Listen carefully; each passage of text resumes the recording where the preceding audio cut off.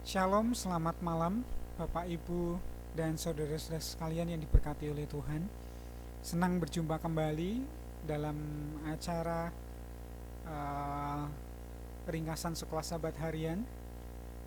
Dan pada saat ini kita tiba pada pelajaran yang ketiga yang berjudul Kuasa Allah, Kuasa Yesus yang ditinggikan.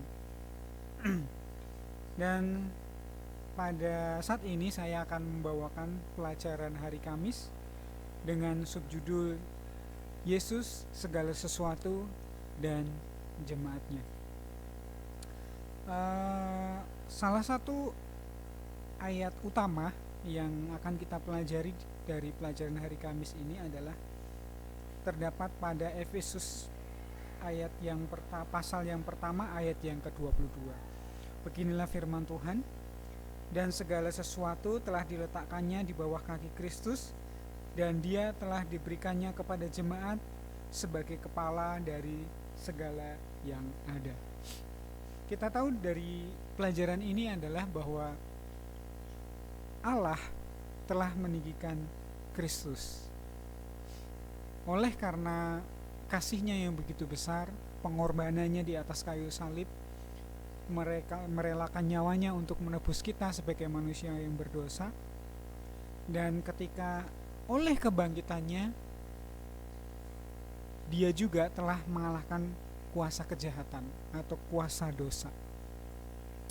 Nah, dari sinilah oleh sebab itu Allah mengaruniakan kepada Yesus Kristus segala kuasa. Ya, di sini dikatakan segala sesuatu yang telah diletakkannya, segala sesuatu menunjuk kepada kuasa baik yang ada di surga, kuasa yang ada di bumi, dan di seluruh alam semesta, bahkan kuasa dosa. Ya.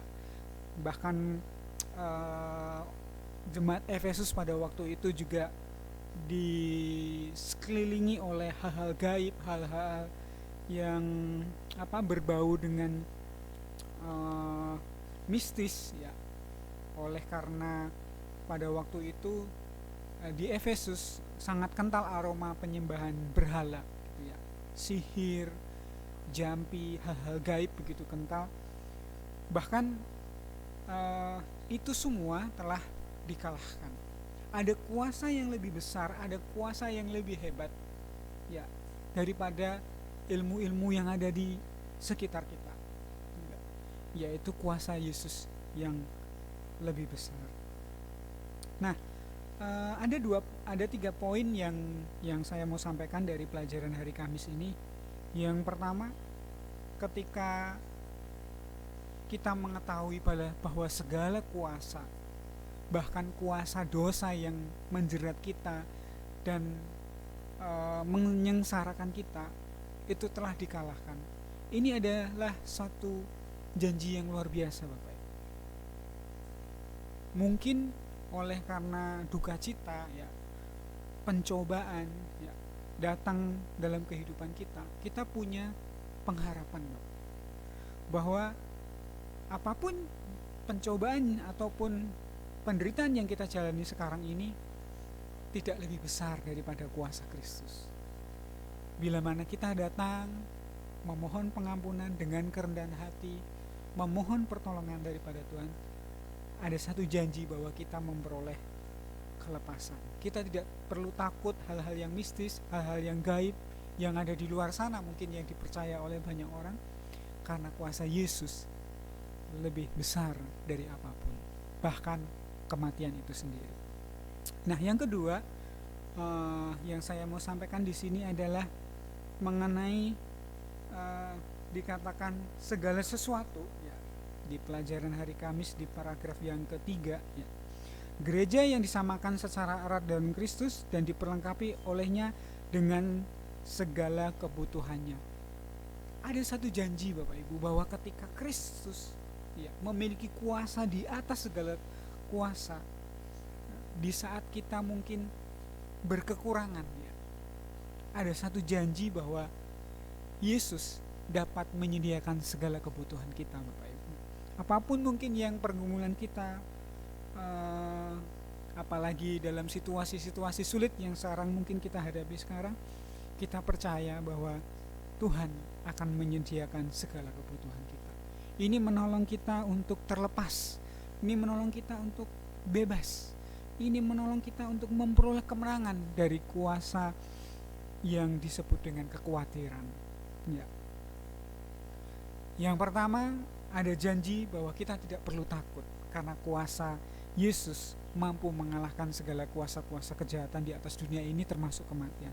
Yang kedua, bahwa kita tidak perlu khawatir karena kuasa Yesus itu mampu untuk memenuhi segala kebutuhan kita. Dan yang ketiga adalah semua itu kasih karunia dilimpahkan kepada kita untuk satu prioritas.